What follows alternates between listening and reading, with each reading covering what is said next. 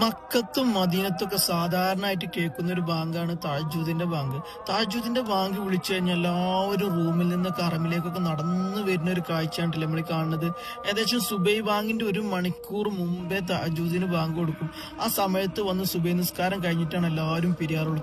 നമ്മളെ നാട്ടിൽ ഈ ഒരു ബാങ്ക് കൊടുക്കുന്നുണ്ടെന്ന് എനിക്കറിയില്ല, ഞാൻ കേട്ടിട്ടില്ല.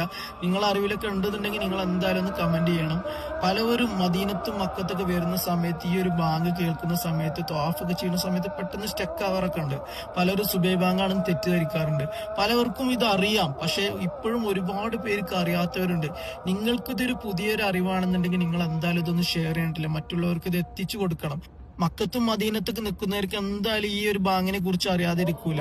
ആ സമയത്തൊക്കെ മറമിലൊക്കെ പോയിട്ട് ഇങ്ങനെ കുറച്ച് ടൈം സ്പെൻഡ് ചെയ്യുമ്പോൾ ഭയങ്കര ഒരു പീസ്ഫുൾ മൈൻഡ് ആയിട്ടില്ല. മദീനത്ത് പ്രത്യേകിച്ച് ഒരു പീസ്ഫുൾ മൈൻഡ് തന്നെ പറയാം.